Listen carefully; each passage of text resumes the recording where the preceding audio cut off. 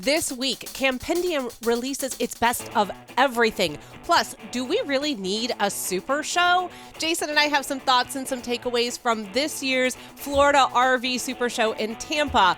This is RV Miles.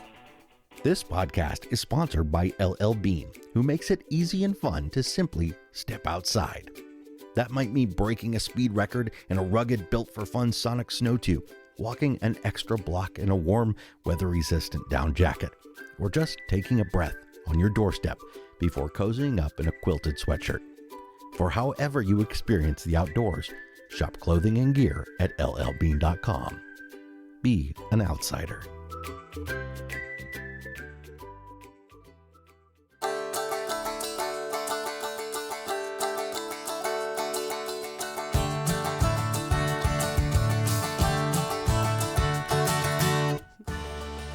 Welcome to episode 224 of RV Miles. I'm Jason. And I'm Abby, and we are two full-time travelers who, along with our three boys, have been crisscrossing North America since 2016 on one epic road trip.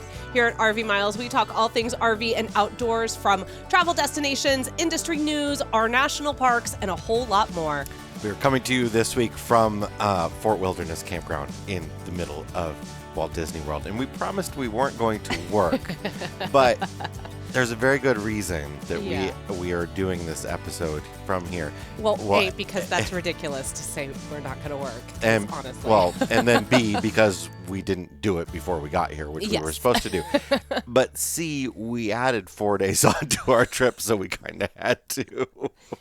We may have gone a little overboard. Well, we couldn't find a Florida campground because, we didn't plan our Florida camping very well. We couldn't find a campground to go to after Fort Wilderness. Then we found a really, really affordable one, but it wasn't available until 4 days after our reservation here ended. And we thought, well, let's just see if we can extend here. Yeah, we thought let's offset the affordability by staying at the most expensive campground in Florida. I don't think that's true, actually. Really? There are plenty more expensive campgrounds. Oh, okay. Well, I don't feel in Florida, on the beach with cabanas and hot tubs and Yeah, okay. I mean, I haven't priced those out, but I do know what we're paying for that, and for this, I should say. And I cannot imagine paying more for a cabana and a beach view. People pay more. Okay. Well, hey, you know what? This is the beauty of this lifestyle. To each their own, and you can travel the way you want to travel. So we're doing a ridiculous amount of time here at Fort Wilderness. We're actually not even at the halfway mark. Yeah, we have a full 2 weeks here, which is awesome. But we're not in the park every single day. We did not add on more park days. No. That's very, very pricey for this family. But we're loving it here, and it is a fantastic campground. It really is one that a lot of campgrounds should model themselves off of. It's so nice. But on top of that, we're sitting down here today and we're working. But up until this morning, when we got out of bed, we have not worked this week. We have genuinely taken time off. We've taken time off and gone into the parks with the kids. We've taken time off and just stayed in bed. You introduced the boys to one of your favorite childhood Disney movies. Yes, Swiss Family Robinson. Yes. I felt like they needed to watch that before going up in the treehouse. Now, it has been cold and rainy here, which has been okay. But it has been okay. It has been very, very busy here. Wow. And this time, we use this thing when we plan our Disney trips, and it's been like 5 years since we've been here. But we use this thing that a lot of people use called touringplans.com. It's a great website where they use a lot of data science to figure out like what crowd levels at Disney World are going to be on certain days. And they do it for the other parks as well. And we kind of plan our vacation around that a little bit, choosing which day we're going to which park and choosing, when we're actually going. They rate the crowds of every park on a 1 to 10 scale. The Magic Kingdom Park on our first day here was supposed to be a 2. 4. It was supposed to be a 4. I think we're both wrong. I think it was supposed to be a 3. It was supposed to be a 3. We'll meet in the middle, Jason. It was supposed to be a 3. Okay. Now I remember Okay. It was definitely supposed to be a 3. It was a 10.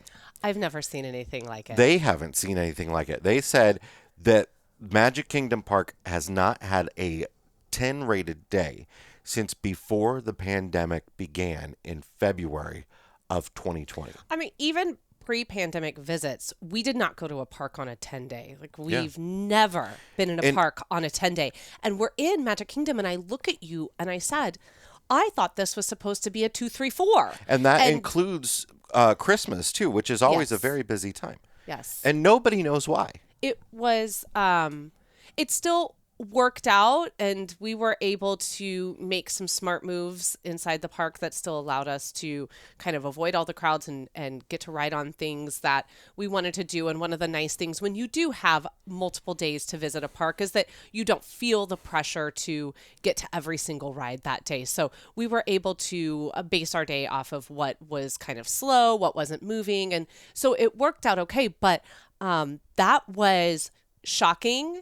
And it certainly left us with a little bit of pause. And then we came back and kind of looked and was like, what is going on? And each day since has been busy as well. Yes. But we're going to talk a lot more about this trip on a future episode.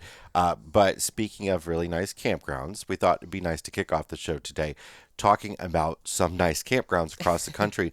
These are Campendium's Camper's Choice Awards. So Campendium.com is a great website to find reviews of campgrounds, and we use it all the time.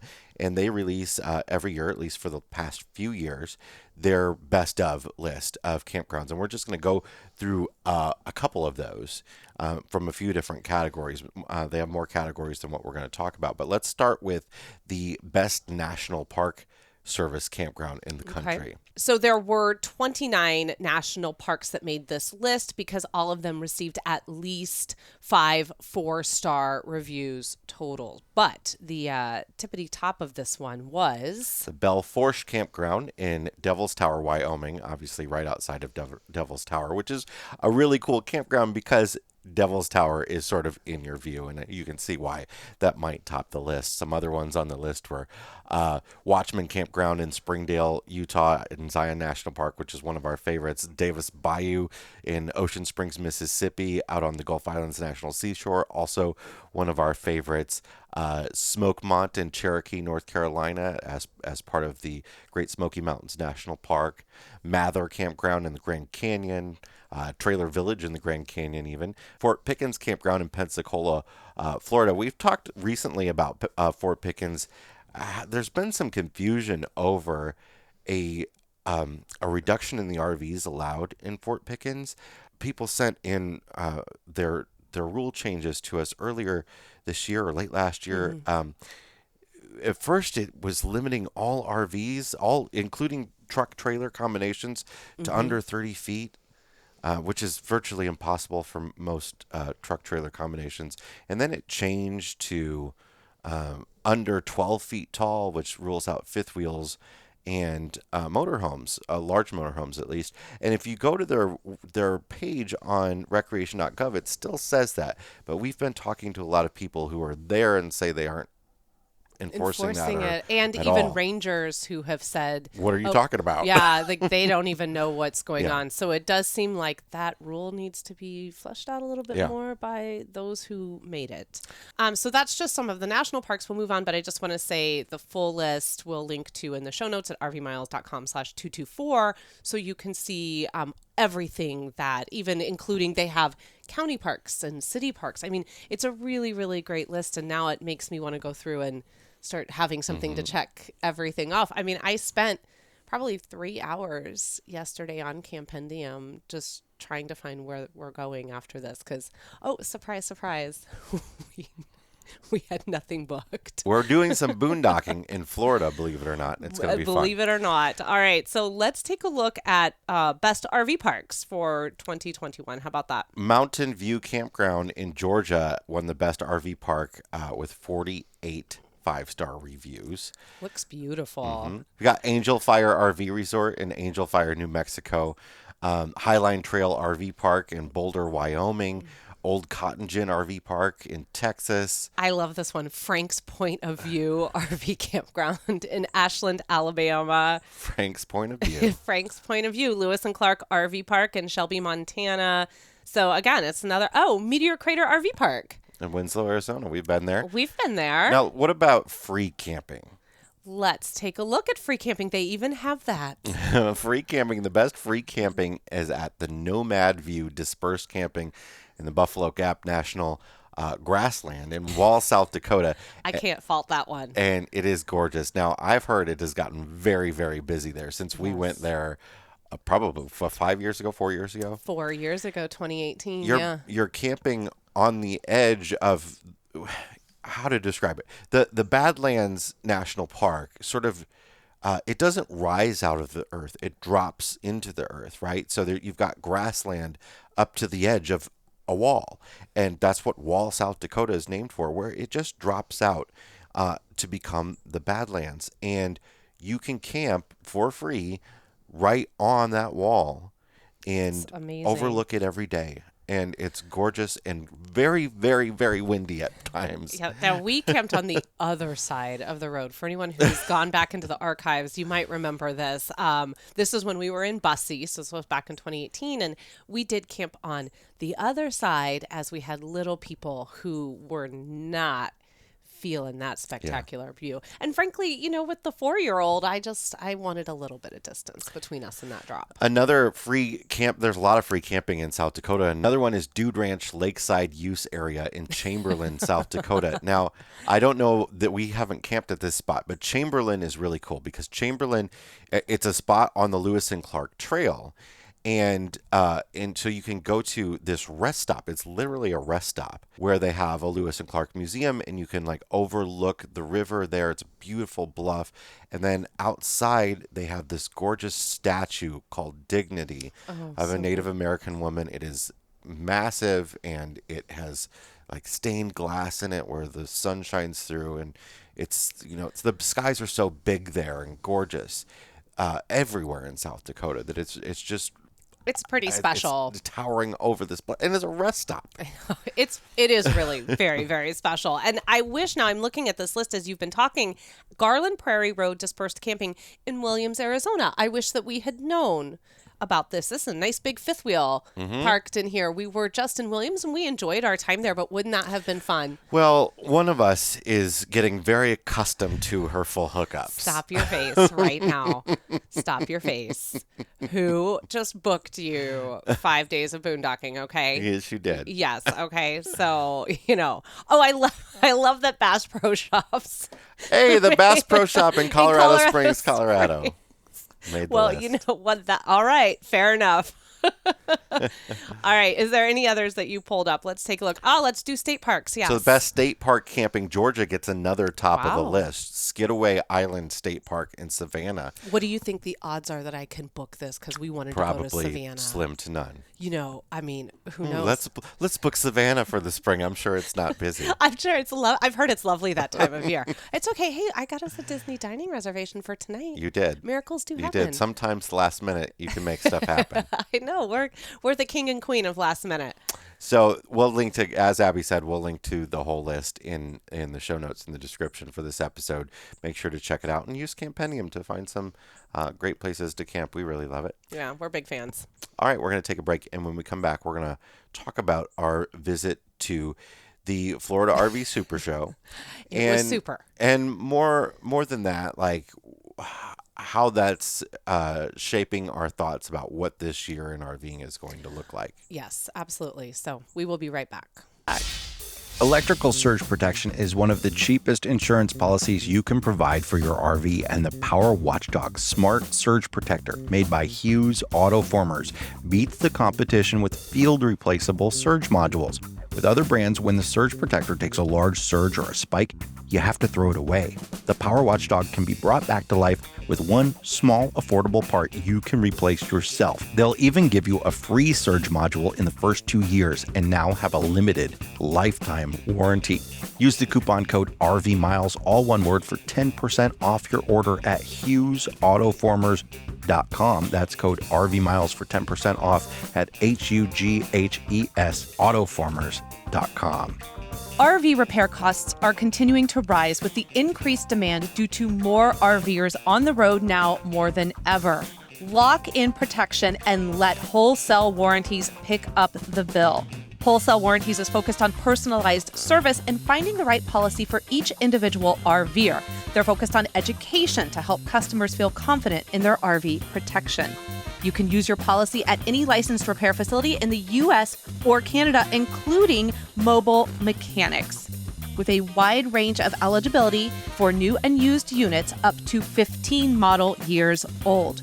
To find out more, visit wholesalewarranties.com. Welcome back. We had a fantastic time at the Florida RV SuperShow, even though, again, cold and rainy, at least for a little bit of the time that we were there. Yeah, the time we had a meet and greet. That was... Florida has been very welcoming, but it was nice to have a meet and greet and to meet so many of you there. If we saw you there, It was so great to see you. Thanks for coming by. Yeah, it was pretty awesome. And as we kind of decided that this is what we wanted to talk about on the show, and as we've left the show, one of the things I've asked myself a lot, and I'm not sure that I have an answer for it, but I've asked myself is, do we need something like this super show? Now, attendance would say yes. Yeah. There were 80,000 people. An attendance record. So if you think RVing is going away and it's not going to be sort of in the zeitgeist and super popular this year, let's start with saying record crowds at the Florida RV SuperShow. But it makes me wonder, there was a lot there. Yeah. Okay, so there was a lot. I mean, there's no way we saw everything, and we were there every day for a week, and that's not what the normal RV consumer is going to be able to do. Yeah. And I was wondering to myself, do we need a super show like this? And I don't really have that answer, but I'm throwing it to you to get your thoughts. You have no idea I was going to ask you this. Well, and then there's also the Hershey show as well. Right. And there used to be the California show.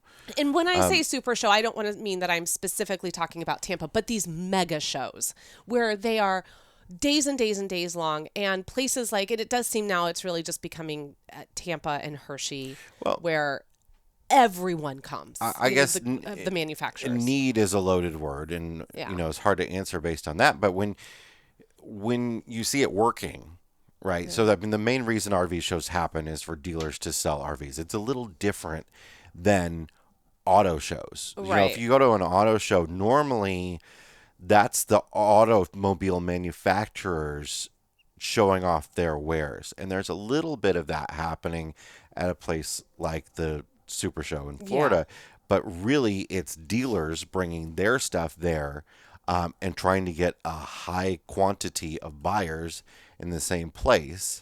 Yeah, and I would say, I guess, one of the things that I think this show was incredibly useful for, and I actually would like to see this expanded upon, was what auto shows do. And that is the innovation of the future. That is, Thor and Winnebago, Grand Design, they all kind of had on display, and there could have been more, but again, I missed them because it's just so big and there's not really a cohesive way of communicating to the industry what's there for us to see that's new and exciting. And so, well, if you look at it like the Hershey show is sort of right around when the model year changeover happens. So you see a lot of new stuff at the Hershey show. But then manufacturers also do some mid-year stuff because they're not just, releasing stuff at that one time. Right. So the mid-year stuff you'll often see at Florida, which was cool for us to see. Tiffin had a few new things there. Yeah, they did. They had that Super C. That's right.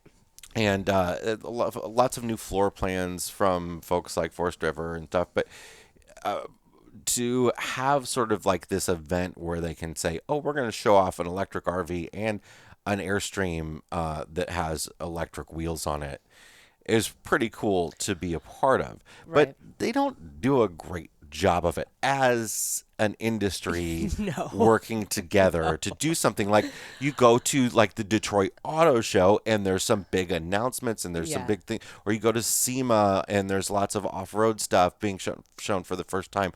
All these different trade shows that happen for different industries around the country where things are introduced, that doesn't happen really in the RV industry. They tried it once.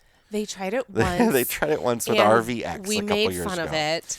Because it was worth making fun of. Because they didn't. Because it was horrific. Well, so I'll step back, and I can't talk as a consumer because I was there working. And so I was really looking at it from a news journalistic standpoint. Like what is here for us to talk about that isn't just us walking through a rig, that isn't, and what I found the most frustrating, and maybe a consumer finds this frustrating too, because again, it's the lack of information.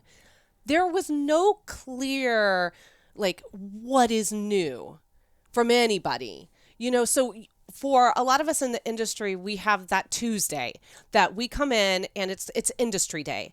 And that is an opportunity to go through the show and see everything that's there before the 80,000 people show up. And that way you're not in their space as they want to look at something because maybe you're creating some content. We went into that and did not have a plan because there was no plan to formulate. Right. Because no information had been... They don't say, like, these things are going to happen this day.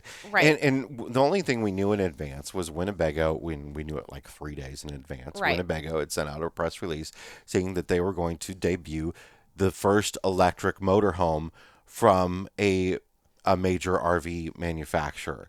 And come to find out the next day Thor was going to unveil theirs. But guess what? Winnebago got all kinds of press. And for some reason, because I keep seeing these articles on the Winnebago one, and the Thor one was much more exciting, much more advanced, had much more access for us to actually see and know what it's about. The Winnebago one is getting press across the country because what's happening now in our current age of press is that they just latch on to what everybody else is doing. And Winnebago sent out this press release saying that they're first, so they're the first, even though it was by hours. And also it wasn't nearly as... complete. No, it wasn't. Frankly, we stood there waiting for it to happen and kind of thinking, really excited about it. And, sorry, Winnebago, but I kind of went, wah, wah, Well, you wah. didn't tell And us then- much about it. No, and then they completely closed it off and wouldn't even allow you to actually look at it. And there was and it's industry day that they're displaying this, and no one even hands you like a sheet of a fact sheet that you could go off. I know that they're thinking, well, we're just going to drop it in our email, but honestly, it is so difficult to get on someone's mailing list. We want to share your news, RV industry. Like we're acting like the industry's even listening to the show. They're not listening to the show. There are a But few that do. But we come from the Chicago theater industry, where every podunk theater company with 0 employees right. and Is doing writing a one press show a release. year, they're writing press releases. They're constantly talking. They have press agents. They're talking to them.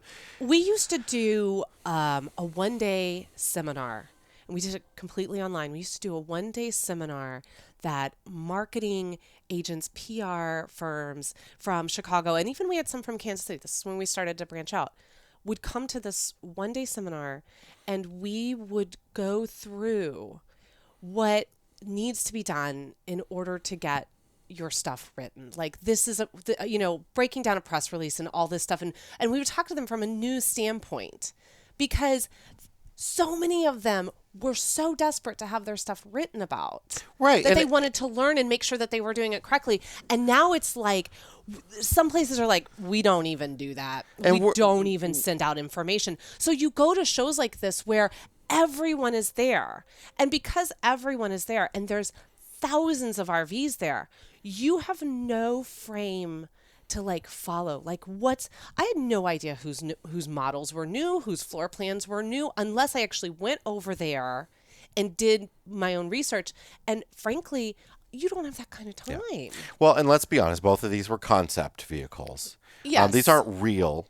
There's nothing happening. But this is happening in the near future. But I think, like, when we look at it, when we're talking about this in terms of us, we're obviously small potatoes, but this is the first electric motorhomes. And if you don't think that's a big deal, think about, and I know some people are going to poo-poo this, but in 50 years from now, when we're all doing self-driving cars, that's absolutely happening, by the way. Jetsons, hello. Are you going to be riding around in a little coupe? Or are you going to be riding around in a motorhome? I mean, seriously though, I love just listening to you say the word coupe. The potential in Yes. 50 years for how automobiling is different. When you have like the Uber that picks you up and it's a self-driving car, and then it's got a bathroom and a kitchen inside it Well, and stuff like that. This is big for the RV industry. And here's two different versions of how this whole thing went down. And I think the takeaway for us from this show is really the future of the electric RV. Yeah. Okay, that's really the takeaway. Floor plans are going to continue to evolve. We're going to continue to be more modern in the styles that are happening. That's all very exciting. And it did seem that motorhomes and fifth wheels and full timing, those were really at the forefront of this show.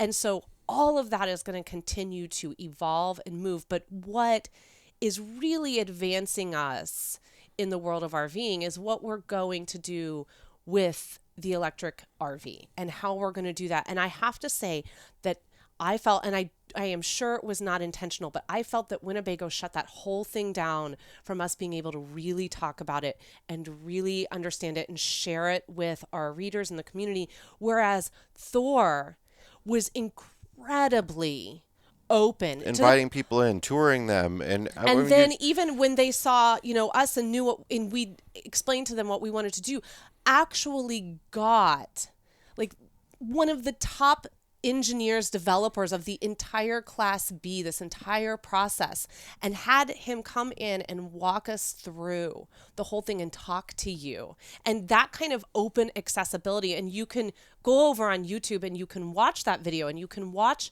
that, compare it to the one we did about Winnebago.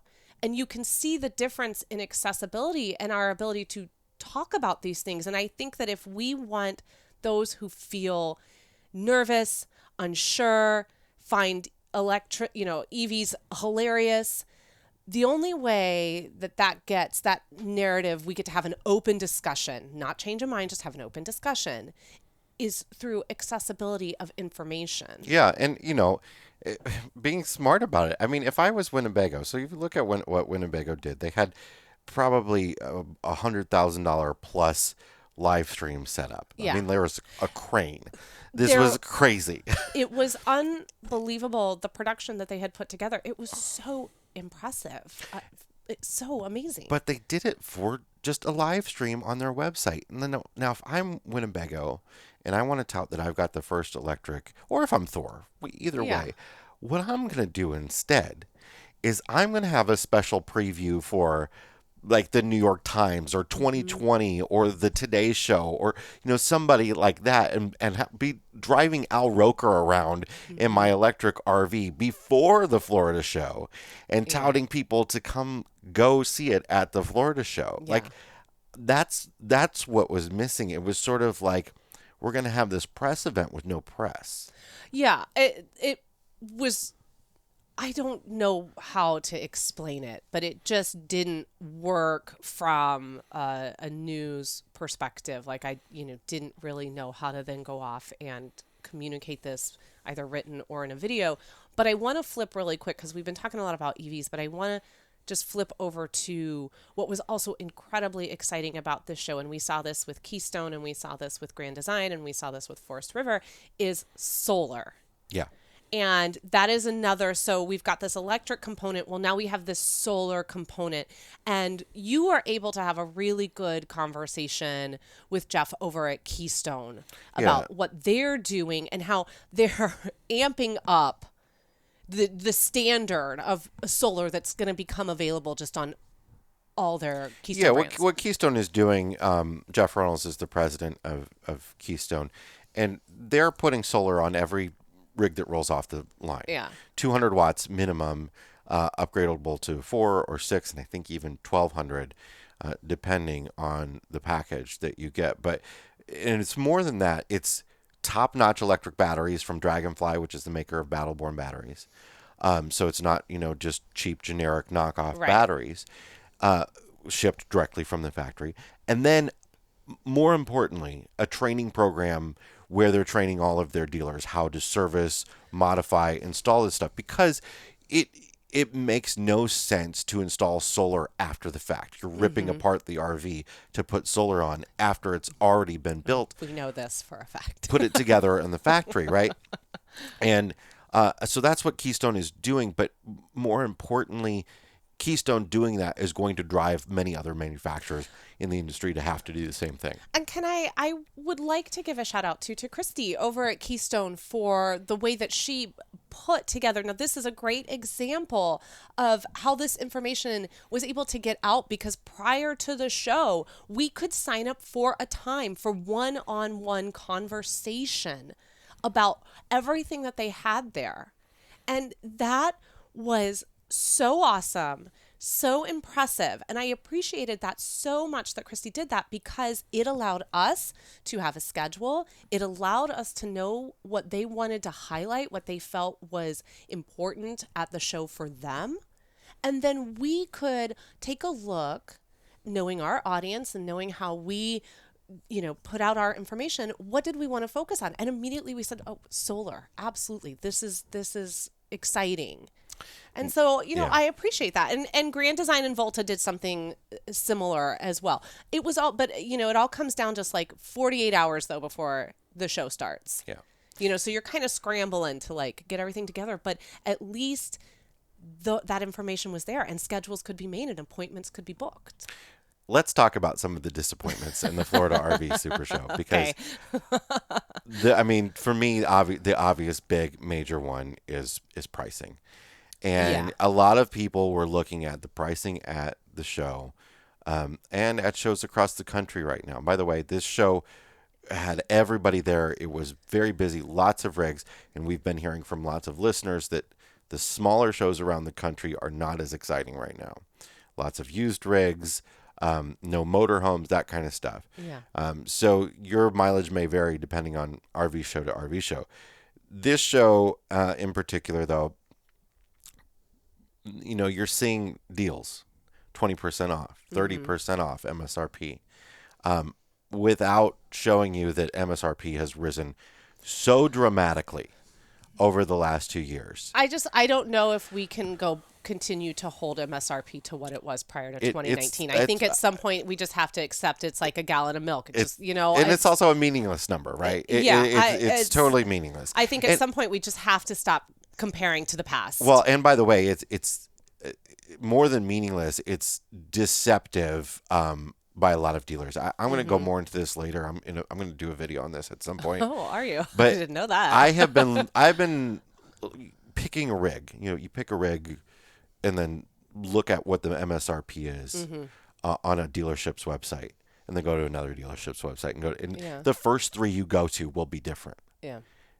That's the manufacturer's suggested retail price. It should not differ dramatically. Now, it could differ slightly due to options, but generally the options are pretty much the same these days. The base should always be the same. The base price should be the same. So you'll see them at different MSRP, so they can say 20% off or 30% off or whatever. And that $109,000 rig they're selling for $70,000. They're all selling them for $70,000 in the end, meaning really that dealership is paying like $50,000 for it or something like that. Yeah. But part of why you're seeing this price creep happening is this is another thing that people aren't really talking about. There have obviously been expenses that are higher and higher. Material costs, wood and metal and components, everything is coming up in price, shipping being the major thing that is like gone up in price tenfold. But in the end, the manufacturers are seeing the dealers selling these for close to MSRP over the last year.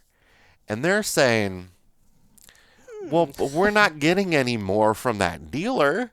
That dealer still pays the same invoice price. Yeah. Whereas our cut of this, big wash of money that it's coming in. So they're creeping their prices up so that they can get their cut of that. And then the dealers are coming back to you saying, well, the manufacturer just raised the price again. They just raised that price again and again and again and again. And, at some point, there's going to have to be a reckoning with this. It's going to have to come back to earth a little bit because people are going to start to push back a little bit. They have not yet. People are buying them like crazy still. That is not slowed down. It has its little bit of a seasonal slowdown that always happens right now. People are still buying RVs like crazy right now. There are more on dealership lots, but there are just as many buyers rolling through the doors, and the crowds at Tampa were definitely suggestive of that. So I'm just going to quickly give you my negative from the show, and then we'll take a break and move on. And it's just 2 words: Camping World.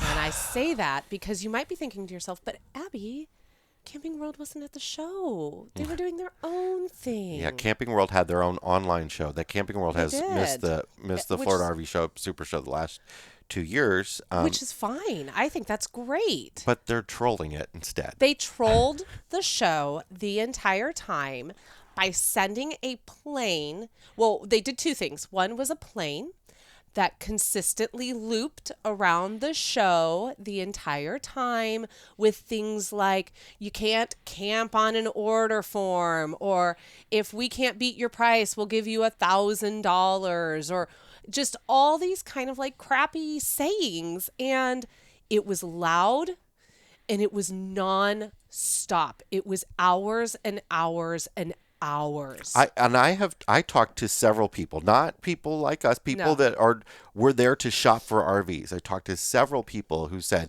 that they were so annoyed. People who have bought rigs from Camping World, who said they were so annoyed by that airplane flying over the show that they'll never shop at Camping World again. And so they were doing that, and then outside on the road, they were driving around with one of those electronic billboards. And they just kept, there were like 2 of them, and they just kept driving around the show, stopping in bus lanes so that buses couldn't, do their job. The only reason you do that is it has nothing to do with customers. It is to troll your competitors. I can't even imagine.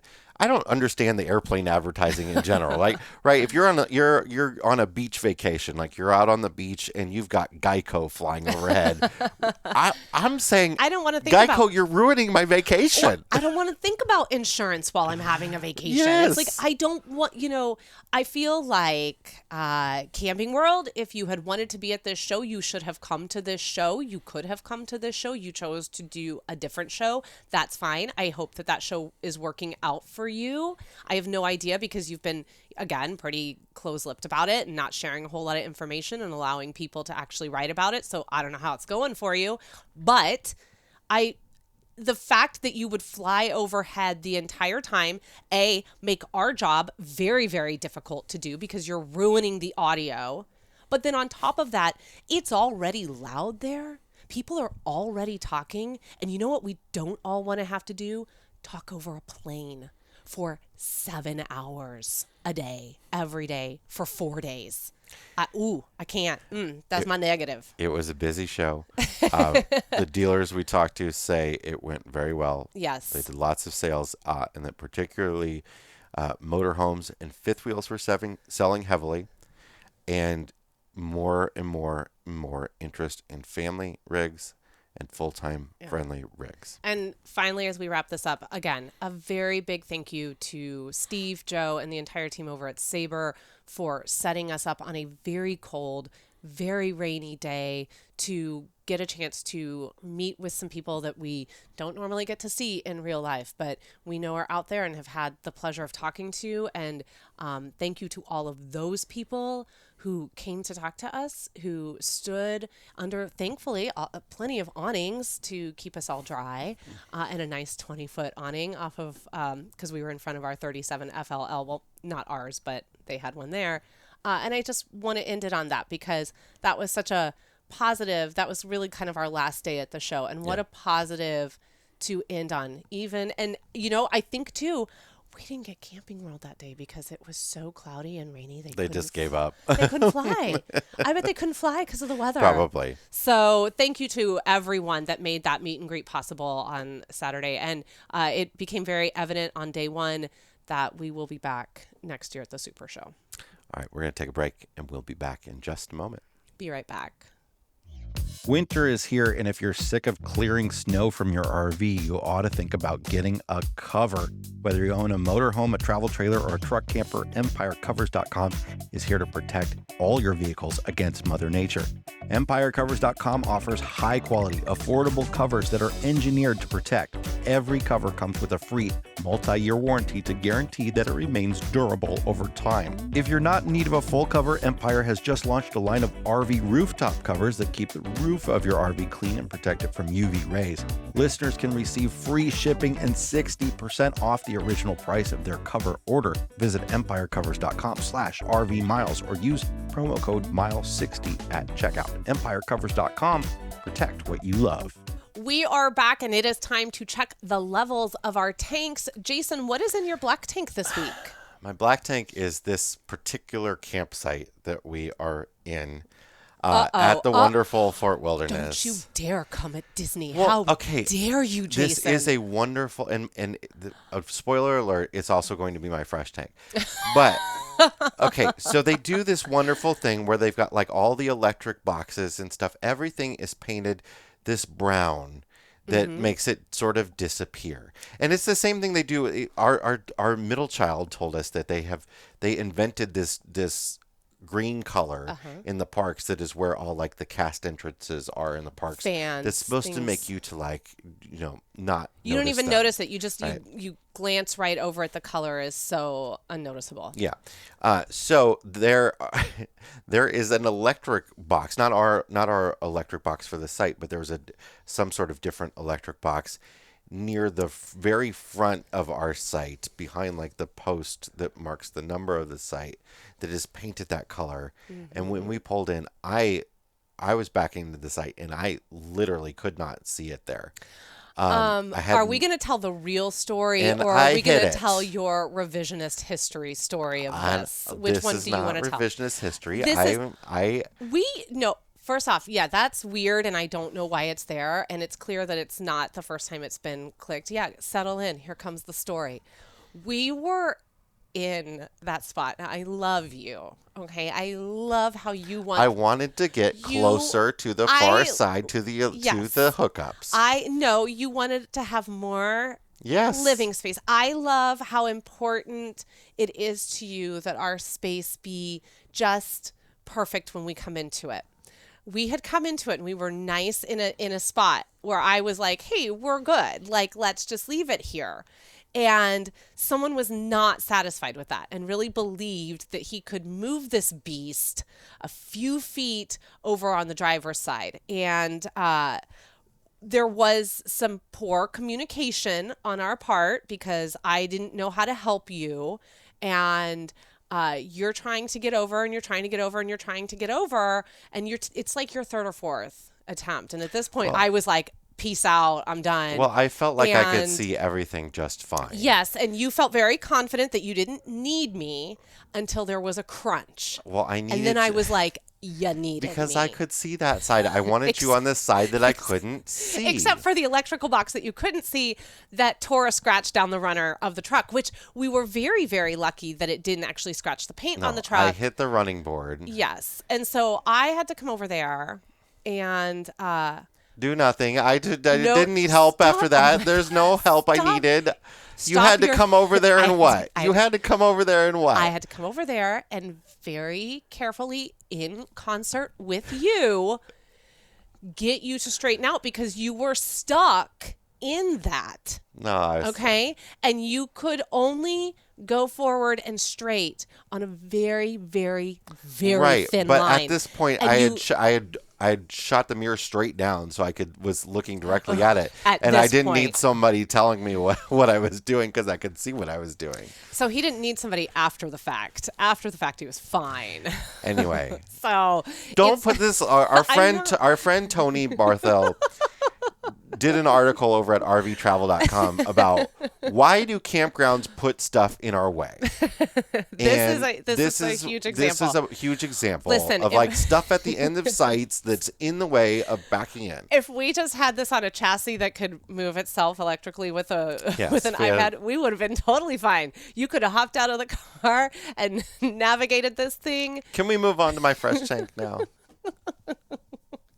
Yes, we can. So my fresh tank is the hookups at this site here at Fort Wilderness. So if you've never been here before, so the sewer hookup is it's like a sink.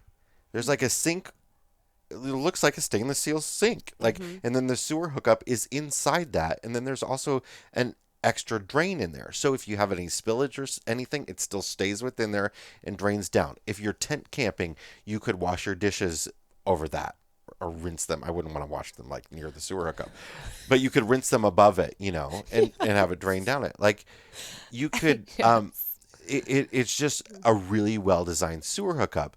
And then the water hookup, it has 2 spigots for every single site. The second spigot has a hose on it for rinsing. It's not for hooking up your RV to. They've actually cut the end off of it. But for rinsing out that connection or rinsing off the site or whatever. Yes. Ooh, sure wish our neighbor. Our neighbor who, despite this wonderful sewer hookup, still spilled sewage all over when he unhooked. And then the electrical hookup, you know, there's the 50 amp, there's the 30 amp, and then there are like 5 outlets, like 5 double stack regular 110 outlets, each on their own breaker. So, you know, lots of people here decorate their sites with lots of lights and stuff, or they charge their electric golf carts and things like that. But you have all the power that you could possibly need, and it is just all in the exact right spot, you know, just a little bit back from midway down the site. No possible way for you to hit it. It's very nice, and it's shaped like a tree stump. It's very, very sweet. So, and listen, I wasn't trying to give you a hard time. I just felt that we needed to be honest. I just felt it would be good to give you a hard time. No, we need to be honest. Moving right along, what is in your black tank?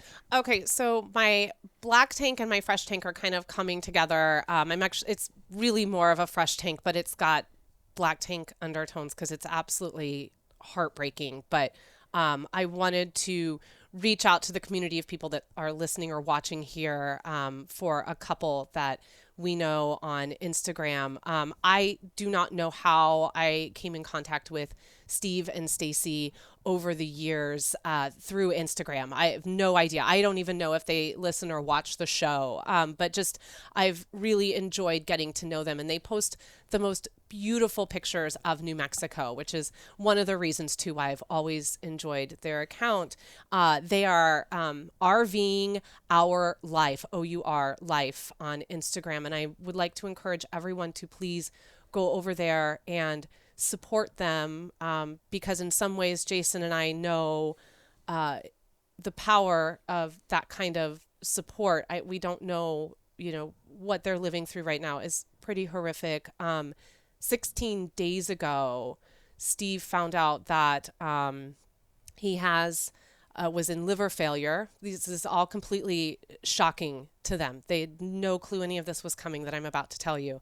That he is in liver failure, that he has an incredibly rare form of cancer. It is currently eating his entire body. It is in his whole body. It is everywhere. And they have been told, and I'm going to try and not to cry because this is not treatable. Their hope for Steve is quality over quantity at this point, and we're talking days. And Stacy has been very open on Instagram about this, sharing photos of Steve, who is smiling and keeping hope. And they've waited anxiously for all these test results that need to come back, but they're a grueling wait. They've taken, so long because it's so rare what is happening to him, and it's happening so fast, and it came on so sudden. And this was her husband, and he, there's kids and family involved and all. And his time is so short in this world now, and they're facing that with no time to process it. I can't comprehend. I read what Stacy writes, and I can't, I walk into Magic Kingdom, and I am so thankful that I can do that. And I think of them every day, because it's just, it's just tough. And so I just want to encourage anyone, if you can, to go over to RVing Our Life. I'm going to link to it at rvmiles.com/224, and I'm going to share it in the RV Miles Facebook group too. But if you could just go over there and, send them some hope and some encouragement. They're clinging to all of it right now, even though they know that the hope that they want is not going to happen. And cancer is vicious, and it takes people faster than, it's just vicious. I don't know what else to say. So All right. There's that. So go give them some love, because they could really, really use it. On that note, let's wrap this episode up without the There's no need for outros without or the anything outro like and the that. upbeat Just music. We'll turn- just say goodbye. Yeah. And I if I can add, what I faced was nothing like that. I was so fortunate, and the support that all of you gave me and my family during that time was just incredible, and it meant the world to me, and I know that'll mean the same to them if you can bring that to them. Yeah. So, Steve, Stacy, we're sending you all the pixie dust that we can muster from here, so that your days, are however long you have, are just as magical as can be. We'll see you next week, everybody. Take care.